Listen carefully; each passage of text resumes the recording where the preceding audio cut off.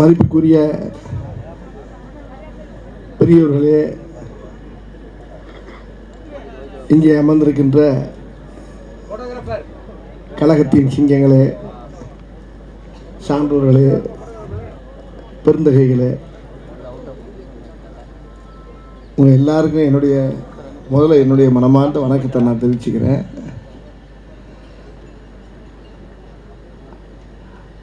அண்ணன் தனசன் அவருக்கு நன்றி சொல்லிக்கிறேன். எனக்கு அவர் ரொம்ப ஒரு நெருங்கிய அண்ணன் அவர். அதாவது இந்த இடத்துல ஒரு முக்கியமான விஷயத்தை நான் முதல்ல சொல்லிக்கிறேன். நான் முதல்ல தமிழக முதலமைச்சர் ஐயா ஸ்டாலின் அவர்களுக்கு முதல்ல எல்லாருமா சேர்ந்து முதல்ல ஒரு பெரிய வணக்கத்தை நம்ம சொல்லணும். ஏன்னா எந்த கவர்மெண்ட் வந்தாலும் சரிங்க, சுகாதாரத்துறைக்குன்னு இப்படி ஒரு அமைச்சர் இனிமேல் கிடைக்கவே மாட்டாங்க. மா சுப்பிரமணியன் மாதிரி ஒரு அழகான ஒரு மனிதரை அவர் எப்படி தேர்ந்தெடுத்தாருன்னு எனக்கு தெரியல. நான் ஒரு நாள் இவர்கிட்ட தனிப்பட்ட முறையில் சொன்னேன், அண்ணே இந்த பதவியை வச்சு நீங்களே உங்களை வச்சு தான் அந்த பதவிக்கே பெருமையாக இருக்குண்ணே அப்படின்னு. காரணம் என்ன, மருத்துவ சுகாதாரத்துறைக்கு அமைச்சர். ஆனால் மருத்துவத்துக்கு மட்டும் ஒரு அமைச்சர் கிடையாதுங்க, இயற்கை சூழலுக்கெல்லாம் மொத்தமாக அமைச்சராக இருக்காருங்க அவர்.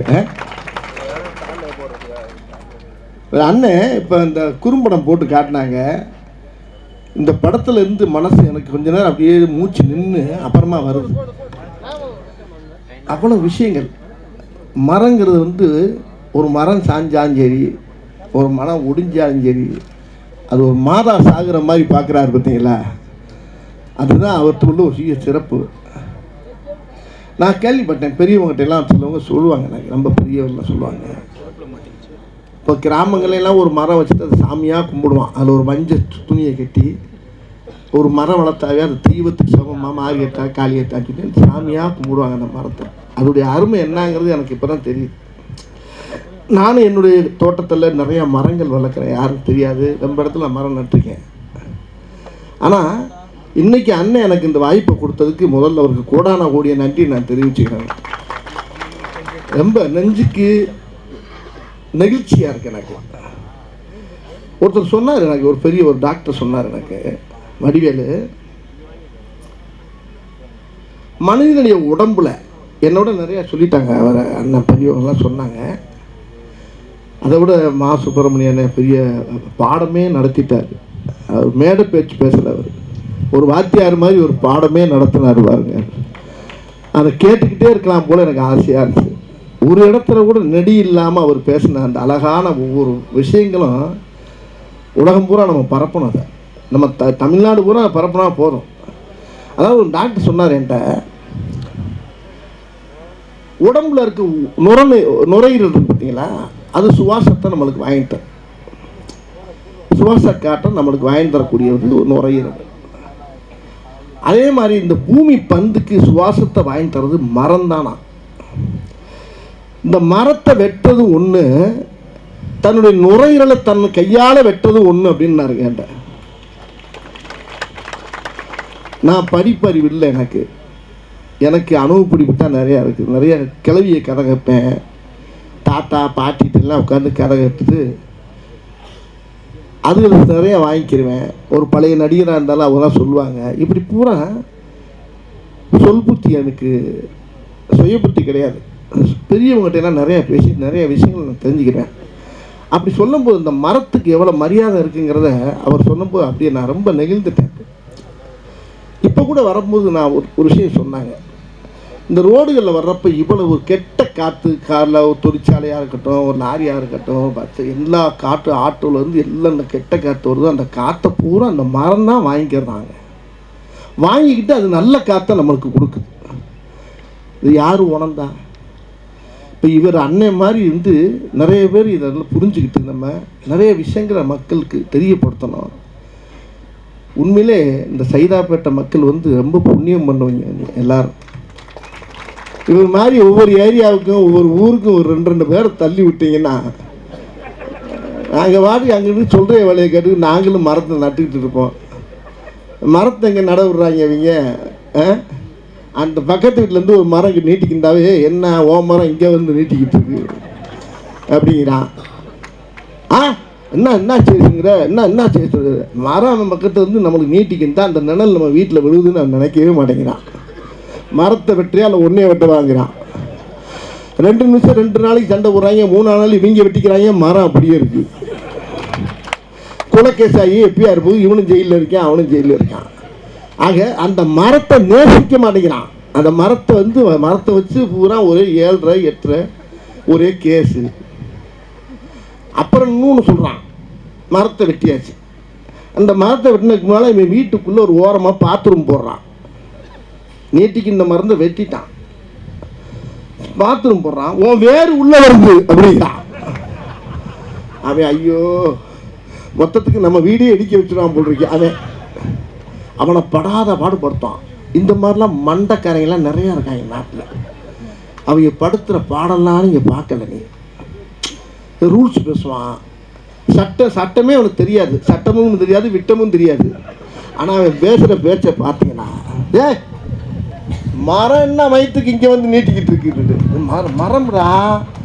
அந்த மரத்தை பற்றி அவர் சொன்னார் பாருங்க, மரத்தை அவனை கேவலமாக பேசுவான். அதே நேரத்தில் பார்த்தீங்கன்னா இன்னொரு பாருங்க, அவன் நீட்டிக்கிட்டு இருக்க மரத்தில் வந்து மாமரமாக இருக்கட்டும் கொய்யா மரமாக பேசாமல் இருப்பான். பேசாமல் இருந்துட்டு என்ன செய்வான், அங்கேருந்து மாடியிலேருந்து இவனை பார்ப்பான். இந்த மாதிரி விழுகிற பழத்தை பூரா இங்கே பார்த்துக்கிட்டு தான் இருக்க. நாங்கள் உக்கால 2 ஆட்டையை போட்டாலும் எங்களுக்கு தெரிஞ்சு போவோம். எது விழுந்தாலும் எண்ணிட்டு எனக்கு கொடுத்துரு, உனக்கு கொஞ்சம் தரேன். அந்த மரத்தை கூட கனியாக இருந்துச்சுன்னா எங்களுக்கு தெரியும், எங்களுக்கு போத்தான் மிச்சம். நாங்கள் சத்தம் இல்லாமல் இப்போ எங்கள் ஊரில் நடக்குது. அதை பொறுக்கும் போது நம்ம வாட்சிமேனே கேட்பார், ஐயா எடுத்துக்கலாமா, 2 மரம் 2 பழத்தை எடுத்துக்கலாமான்னு. 2 எடுத்துக்க, அந்த 10 தள்ளி விடுங்கிறது. அப்போ கூட அந்த அதை கொஞ்சம் நிதானமாக தான் இருக்காங்க. அடுத்த வீட்டில் நீட்டிக்கிந்தா கூட அது அவன் அது கனி மரமாக இருந்தால் அவன் அதை எண்ண ஆரம்பிச்சிடறான். இப்படி மரத்தை தப்பாக இடம் விட்டு மரத்துக்கு மரியாதையே இல்லாமல் நடக்கிற இடம்லாம் நிறையா நடக்குது. அதனால் மரத்தை ஒரு தெய்வமாக நம்ம வணங்கணும். அண்ணன் சொன்னாங்க பாருங்கள், மா சுப்பிரமணியன் அண்ணன் சொல்லும்போது ரொம்ப அழகாக சொன்னாங்க. ஒரு பேரிடரெல்லாம் எதுக்கு வர்றதுக்கு காரணமே மரங்கள் இல்லாதனால தான். ஒரு மரம் சாஞ்சதுக்கு வந்து இன்றைக்கி இது வந்து 5000 மரத்தை வைக்கிறாருன்னா இந்த பாக்கியத்தை எனக்கு கொடுத்துருக்காரு பாருங்க. இன்றைக்கி நான் நிறைய மரங்கள் என் தோட்டத்தில் இடத்துல எங்கள் ஊர்லலாம் நிறைய நான் வந்து சத்தம் இல்லாமல் நான் நடுறது வழக்கம் தான். ஆனால் இன்றைக்கி உங்கள் கூட சேர்ந்து இன்றைக்கி இந்த நிகழ்ச்சியில் கலந்துக்கிட்டு ரொம்ப பெருமையாக இருக்குது.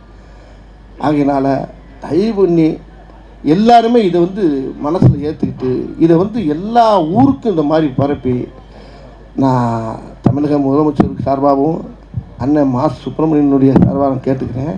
இதை ஊருக்கு ஊர் இந்த மாதிரி ஒரு காரியத்தை செய்கிறதுக்கு ஒரு ஆளுகளை நியமித்து மரங்களை நட வச்சு இதை நீங்களே நம்ம கவர்மெண்ட்லேயே அதை செய்யணும். அதை இன்றைக்கி நம்ம கவர்மெண்ட்டு இன்றைக்கி எவ்வளோ சோதனைகளை சந்திச்சுக்கிட்டு இருக்குது.